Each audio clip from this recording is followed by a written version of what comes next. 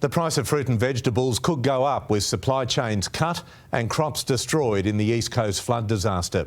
Farmers not only mopping up their homes, but also their livelihoods.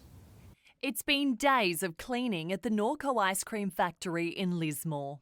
Dairies destroyed, pastures destroyed, just livelihoods destroyed. It's just terrible. It's like you couldn't imagine it. Employing 300 people, the staff are tied up with their own recovery efforts.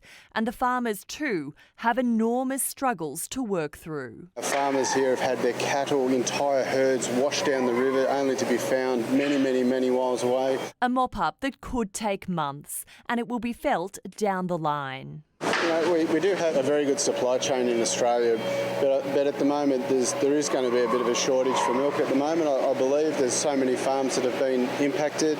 There's other facilities that have been impacted. Woolworths have already confirmed the daily fresh drop-offs have been impacted. Some of the main roads have been cut off through flooding. We've had some train derailments. And that has really limited our ability to get stock into our stores. Coles is assessing other available methods to resupply stores that remain inaccessible by regular means. Grocers say the full impact from the floods will be known in the coming days. You'll gradually see, starting from next week, a lot of shortages and potential price rises. A lot of the leafy items like lettuce, herbs, cabbages, cauliflowers, a lot of the stuff that's really grown from the ground up. Grocers have plans in place to source supplies from other parts of the country, but the whole supply chain will be under pressure.